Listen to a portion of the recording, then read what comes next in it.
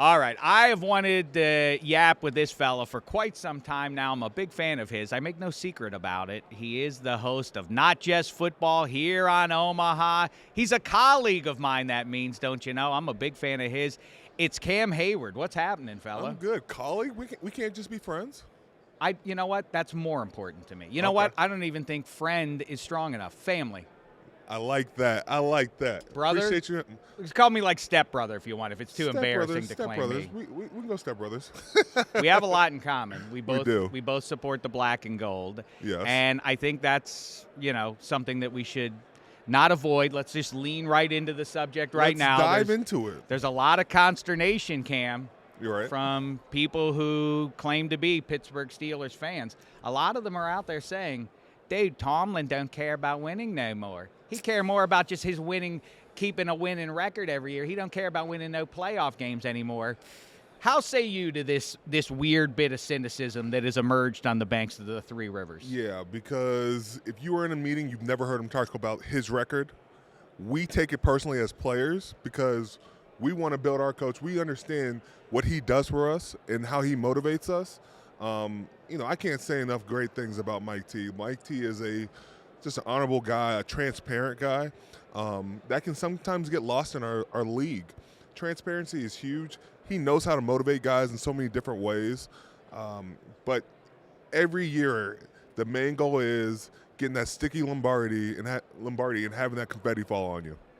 Well, I like that goal, and I, for one, would like to see it come to fruition. But talk about, it is a weird spot that Coach T has kind of now fallen into, which is underappreciated by Steelers fans specifically, but nationally, he's revered. I feel like 31 other fan bases love to announce, you guys ever get rid of Coach T, we'll jump into line first to get him. What makes him, from your observation, obviously you've been only in the NFL with the Pittsburgh Steelers and with Coach T, but as best you can figure out from talking to other players on other teams, what distinguishes him? Is he an X's and O guy? Is he a great teacher during the week? Is he, I wouldn't say he's known for his defense and he's probably deferential on offense, or is that right? Or is he more hands-on than we imagine he is with the offense? He has his fingerprints on everything. I know he's got the defensive background, but he was a wide receiver in college, and we like to give him hell about his wide receiver days. But I think when you look at him and you look at what he's done, I think the fans were way too close to, appreciate him. Everybody thinks you should win a Super Bowl every year, and we would love that.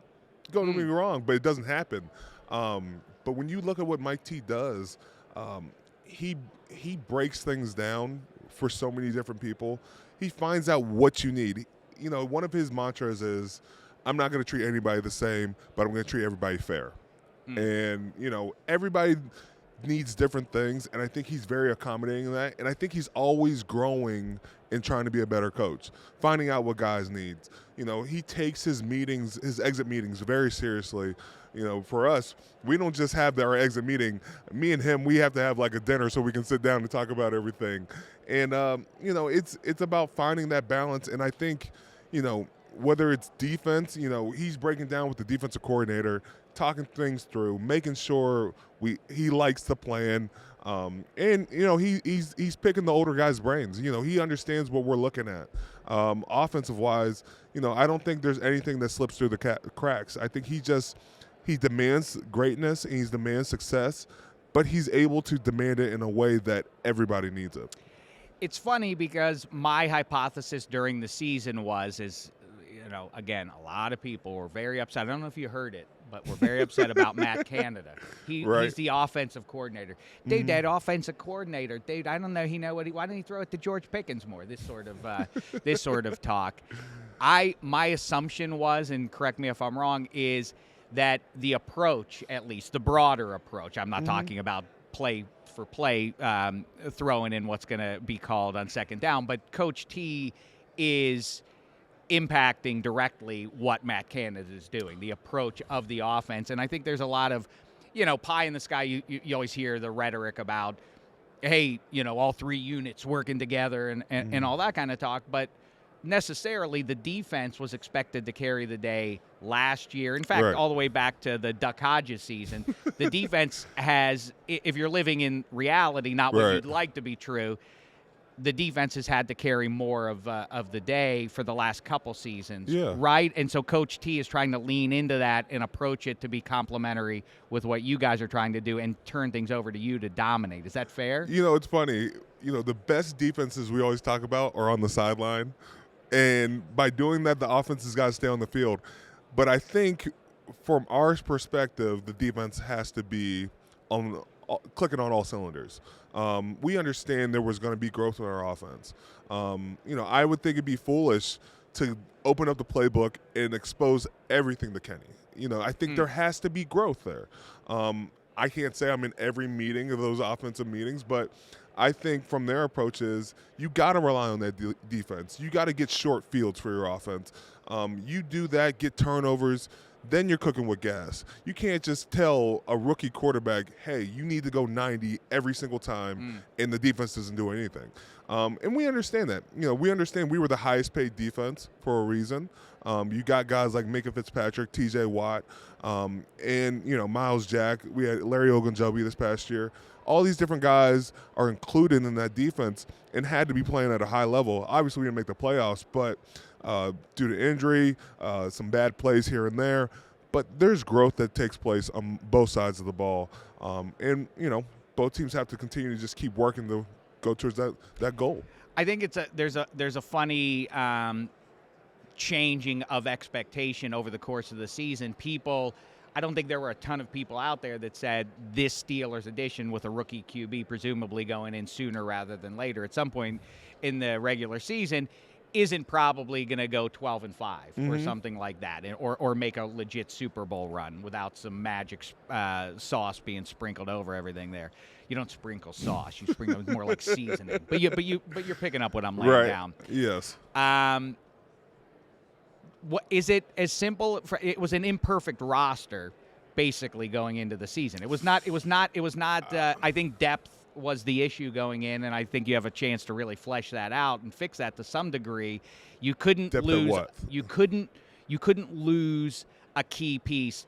You couldn't lose T.J. Watt when you did for half the season. I really thought that scuttled things, and I'm not trying to let everybody else off the hook with that. I think he's one of the 5 best non-quarterbacks in the NFL. Ergo, when you take him out, the defense isn't going to be as good as it is when he's in there, right? Yeah, it's funny because the first game of the season, man, you couldn't ask for a better start on defense with, I think we had like 5 turnovers and a chance for a 6 if they had given me my pick instead of giving it a fumble. But you look at that team at the beginning of the season, you're like, oh, snap, we got something special here. I never looked at it as an imperfect offense or an imperfect team that couldn't make some noise. Injuries happen, and we understand that's part of the game.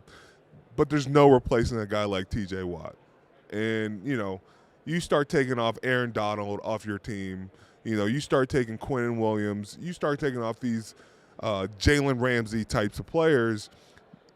Your team is going to change. And, I thought we were able to bounce back at the end of the season as we started to get healthier. But, injuries happen. You have to be able to deal with that. Other guys have to be able to step up. And we had to find our way to gel through that. And then, we replaced Mitch Trubisky, I think, after the 4th or 5th game.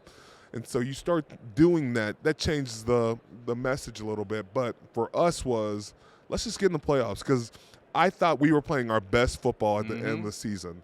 You could not tell me, whoever we went against the playoffs, that they wanted to see us in the playoffs because, Kenny made some unbelievable drives at the end of the season.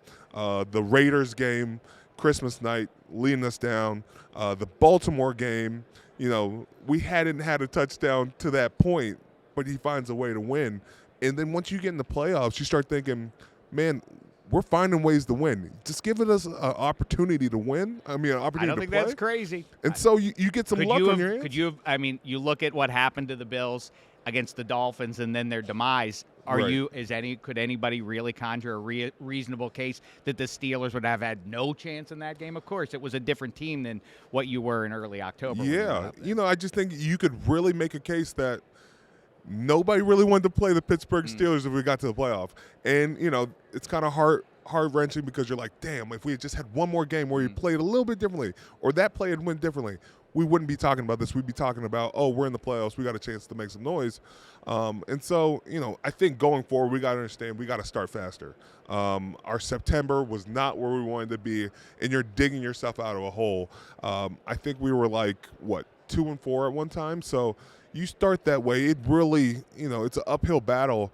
I can't commend the guys enough for sticking together and really trying to make a run at this. But man, let's build on this and continue to improve. Well, I mean, you are the man in the locker room, and I want to talk to you about some of that. I've become, the older I get, more mature, Cam. And I have become a journey over destination guy. The expectation that this better end with a Lombardi trophy, from my fan perspective, is going to leave me disappointed a lot. From a player perspective, are you now more reflective because you're coming towards, I hope I'm not bringing up anything bad for you. You're probably not going to be in the league in 12 years from now. So you're probably on the back half of your career. The next 12. Yeah. I can't guarantee it, but maybe 12 years down the road, I will not be playing football. Okay, let's not say never. We don't know, but the point is it's unlikely. Are you able to appreciate the moment for the moment by itself? Kenny Pickett, freezing conditions. It's the Raiders. You're honoring Franco Harris. He passes tragically a couple of days before.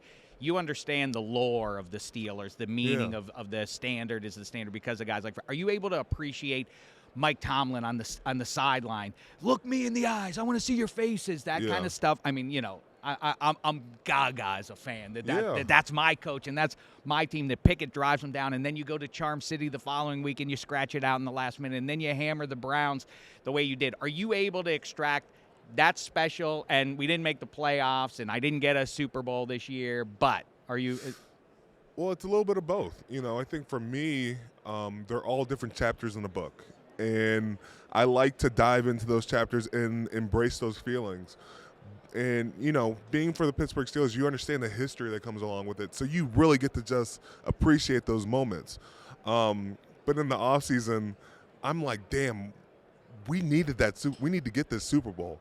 My offseason is dedicated to winning a Super Bowl because the Super Bowl is the ultimate goal because it is a team sport. You need so much to go your way, but when you win that trophy, it's not one guy that won the trophy. It's everybody. It's the city that's done it. And I've just been very appreciative of my time in Pittsburgh. I've enjoyed it. I've looked back at every year. I have a notebook for each year of plays, what I'm feeling, how it's going around. But it's never a state of regret where I'm like, man, I'm in the wrong place. I am in the right place. I am enjoying myself every year. I love the trade rumors. They come up all the time. Dude, maybe they'll cut Cam. They could save some money. Cam Heyward's going to try to get out of town? I don't think so. I'm not trying to go anywhere. I have roots there. As long as they'll have me, I'll play. But it's a two-way street. As much as I want to be there, they got to want me back. But I enjoy being a Pittsburgh Steeler. Let me see how much you enjoy the city of Pittsburgh by showing me your Pittsburgh accent. And that, why are you acting so nabby? Well, tell me, what's the name of what's the name of the head coach? Mike Tomlin. Dude, you're from Georgia or something, dude. No, it's Coach Tomlin, Coach dude. Coach Tomlin. He want to win games, There's but he don't care about no Super Bowl no more. Super on that. Like that, yeah. That's how they do. Dude, they got to get back to running the ball like they used to. Them old dudes like Mean Joe. That Franco Harris. Oh. Dude, Franco, that dude, he was good. He would run out of bounds, though, sometimes. That's the funny thing, and Franco talked about it, too. We were talking about Franco, God rest his soul. Like, Franco, we had him on the day before he passed amazing, away. Yeah. And, it's funny because so much they talked about him running out of bounds. It was like they all just forgot about it years down the road when they're honoring me because that was a big sticking point back then. And, I remember my sixth grade teacher talking about it.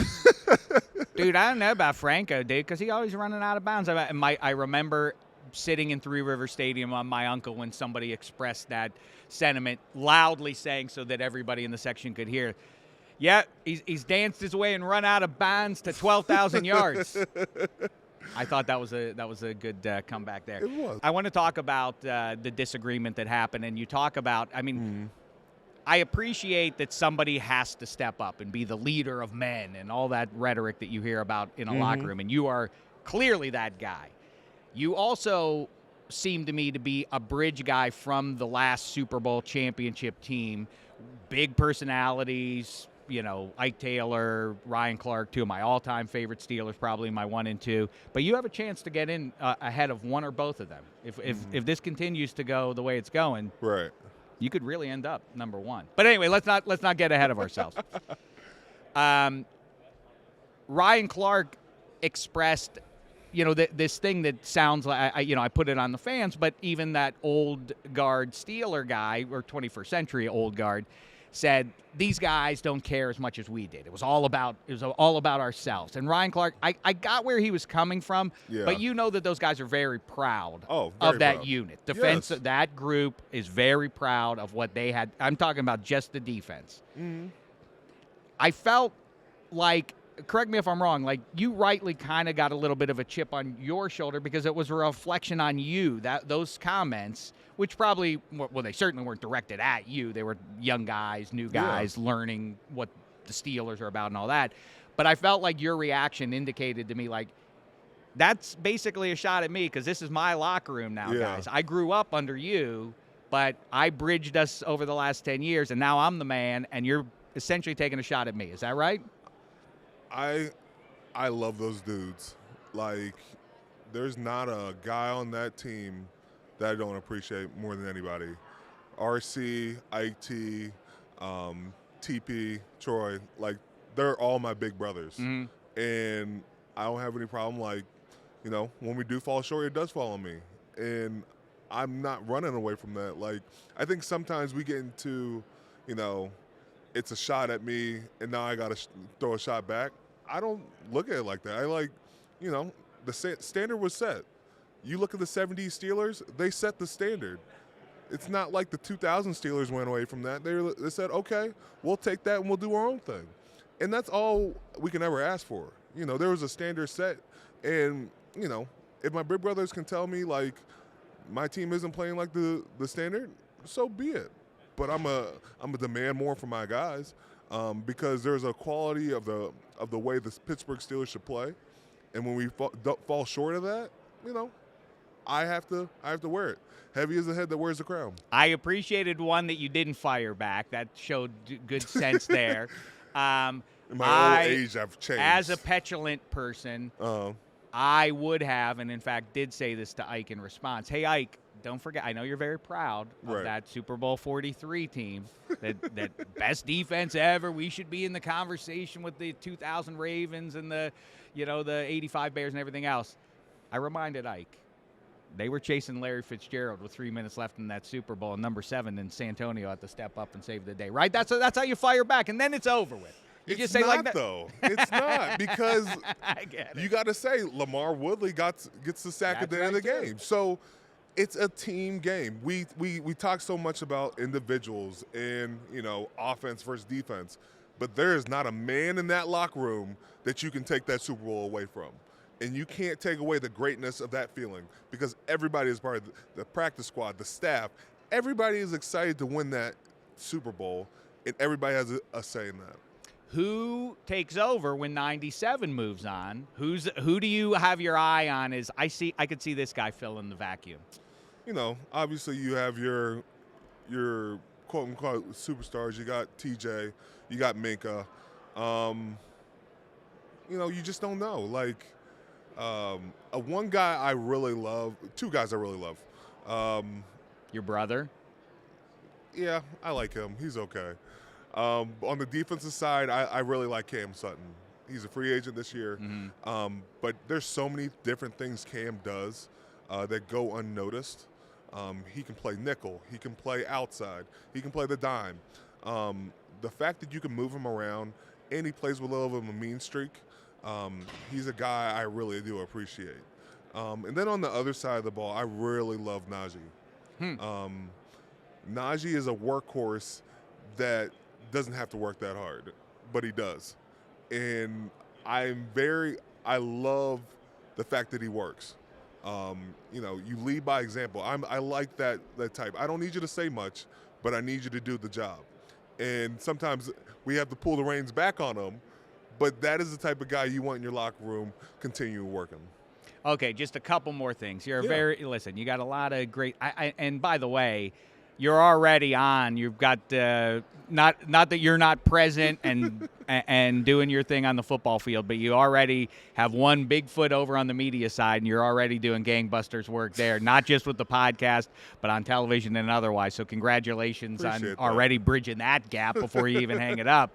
But first of all, let's talk about your old man, and then we'll get to his football playing son in a second here. I'm obviously much older than you. I remember watching.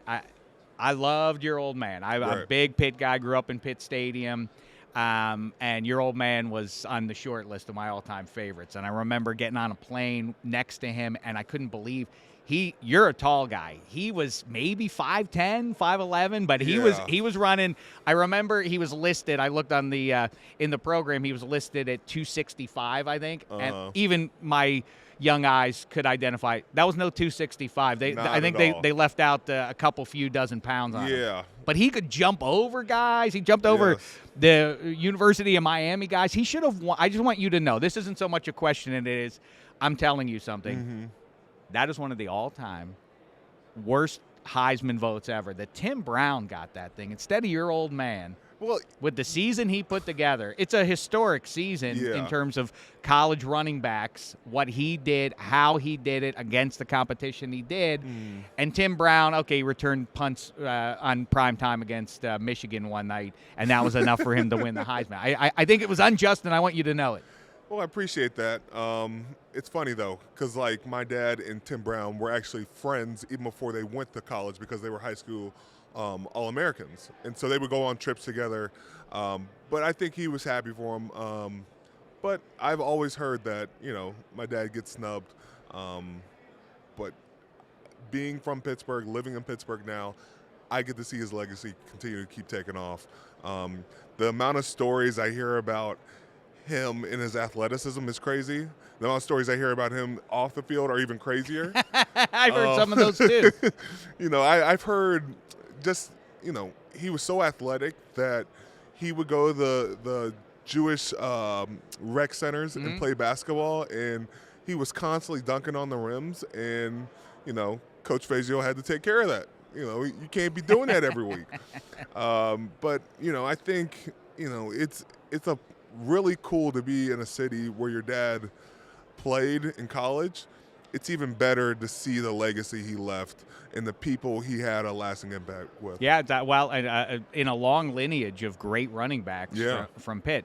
I dare say maybe even better than the Ohio State's lineage of great running backs. Oh, man. It's a good conversation. It's a good conversation. It's a good debate. Tony Dorsett, you got Archie Griffin, Beanie Wells. Well, Tony Dorsett was better than Archie Griffin. He was Dorsett before he got fancy and went to Dallas. He was Tony Dorsett when he was at Hopewell. Right, okay. I asked him once, and I said, my grandfather saw you play at Hopewell. Can you grandfather me into calling you Dorsett? And he said it was okay. So I'm allowed to call him that still. But, yeah, it's a good competition from Connor and Shady McCoy and otherwise. But obviously no short list there from Ohio State. Now let's talk about the kid who went to Ohio State. Right.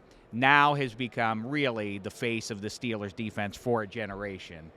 I'm struck by the fact that when I hear you ask, Mina Kimes was on my show now 2 years ago. And we had a conversation where I felt like there was this suddenly nationally people were picking up on it, and she was the primary person who because about 6 years ago I started to really notice that 97 shows up in the second half of NFL seasons just consistently pushing very large human beings around. Like I don't mean slipping through. I mean you driving guys back, and that continues to this day. A couple years ago, I said I think Cam Heyward's tracking to the Hall of Fame. Like I don't think that's out of bounds to say that at this point. And Mina Kimes agreed with that. And I said, well, let's see now we got some momentum. Now we got a power player behind this cause. Right. I'm impressed by the fact, or struck by the fact, that you don't shrink from that.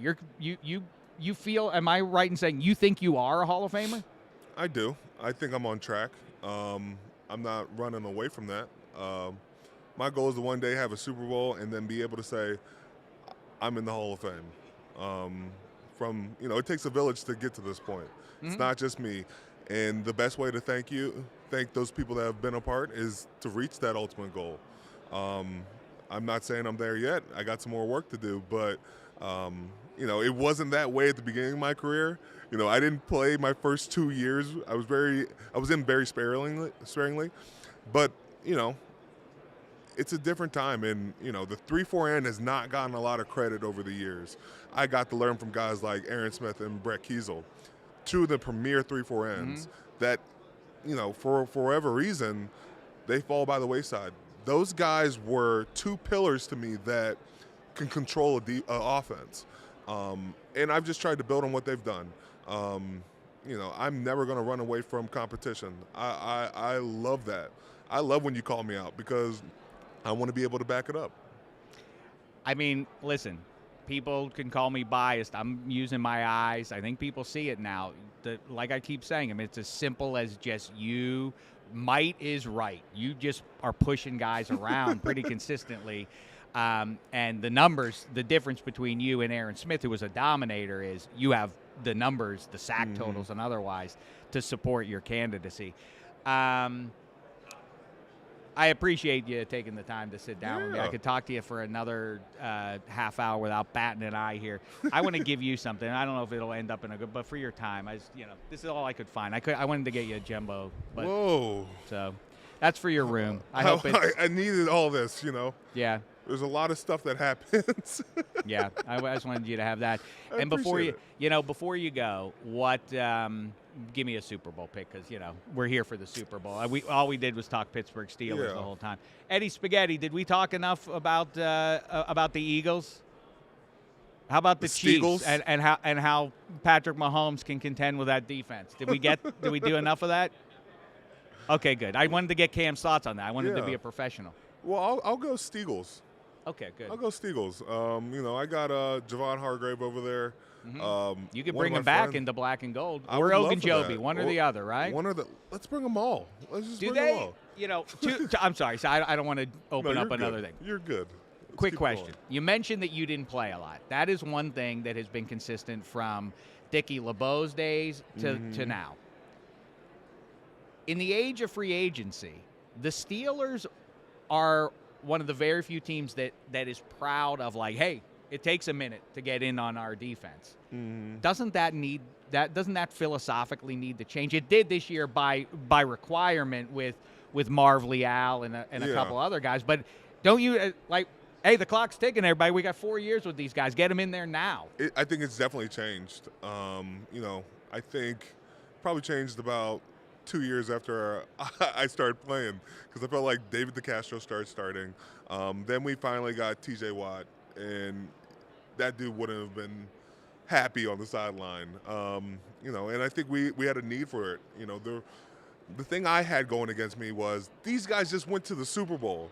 That's right. My first day, my D-line coach, John Mitchell, I love him, but what he said to me was, you better get on those special teams because I already got my playmakers. So, I had to, one thing I tried to do was just be a sponge. I knew whenever my number was going to get called, I had to be ready. But these guys had already been cemented as the starters. Love that. That seems to be the direction. I love the talk about the Steelers don't do this or that, but the Minkah Fitzpatrick trade betrays the rhetoric that the Steelers don't do certain things. Last thing, we talk about the standard a lot. I think that what would establish that in the best way, and you have the juice to make this happen. You could go to the highest levels in the organization. Yeah. See if you can make this happen. Okay. 40-foot tall statues of the original Steel Curtain front four. Mean Joe, Fat, because then I know you would get that. it's not going to be Cam Heyward. You're in the lineage of that. Right. Where did it start, though? Yeah. Let's get Dwight White. Let's get L.C. Greenwood, Fats Holmes, and Mean Joe. And it's gigantic. And now you're a visiting QB. You know, you're Joe Burrow coming into the state. I'm not here to play just 11 guys. I'm here to face a legacy unlike any other in sport. Yeah. Now I'm intimidated. Now they're in my head, and the game hasn't kicked off yet. How say you? Well, you know, first of all, you think it just should be Joe Green. But Okay, you're doing I'll it sign a off. disservice if you don't mention that steel curtain. Because, you know, Dwight White, Ernie Holmes, you know, L.C. Greenwood, and then Joe Green, like, all four of those guys were special in their own way. Like, I walk into the facility every single day, and there's a wall where it's just dedicated to each position. And I see, you know, all those names, and then I see Aaron Smith and Brett Kiesel.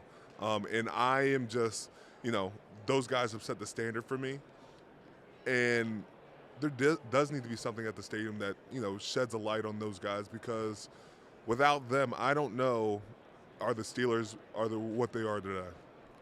You know better than I do, but from the outside looking in, I've watched a lot of sports for many, many moons, and I got to tell you, the Steelers are one of a very small handful of professional outlets in any sport where that sense of the history and regard for those who came before you, and, you know, like Palomalu talked about it, his Hall of Fame induction, where that really comes through. And, you know, I hear the cynicism of, like, dude, I don't care about nothing except for winning games. And I get where that comes from, and I wouldn't call it spoiled or anything else. But I think I think you cannot overstate how cool it is that Cam Heyward has his brother now on the Pittsburgh Steelers, and your old man was a legend at Pitt University, and that the Steelers, I just spiritually, when people said, Kenny Pickett, dude, I don't know if he's good enough, like, take the shot. Right. The kid comes from Pitt. If he makes it, the story is vastly sweeter, as it will be for you when you get over the hump and Connor is there with you. Those stories are everything as a human being, as a fan, and yes, the bottom line matters, but it really is something special to watch what you do and see that you get that. You accept that as a young man. You know, I think one day this could be a TV show or a movie somehow, but, man, you can't write the script any better. And I want to be a part of something special. And, you know, I feel like we are in something special. And, you know, I'm not ready to let go of that dream, and I think we can really, you know, hit it on the nail. So, well, listen, I hope you get the Man of the Year. Obviously, it's not going to take away. If you don't get it, it's not going to take away from the great work you do around the city. It is appreciated. I know that. I keep talking about these short lists. You're on the short list of people who make that city better. So I appreciate you. I appreciate it you, as somebody who grew up there and still has family back there. And we'll keep on appreciating you on Sundays as long as we can have you out there leading that locker room. Sounds good. Thanks, man. We'll also be listening to you on the podcast. Yeah, and I'll take Enjoy this with your me. Toilet paper.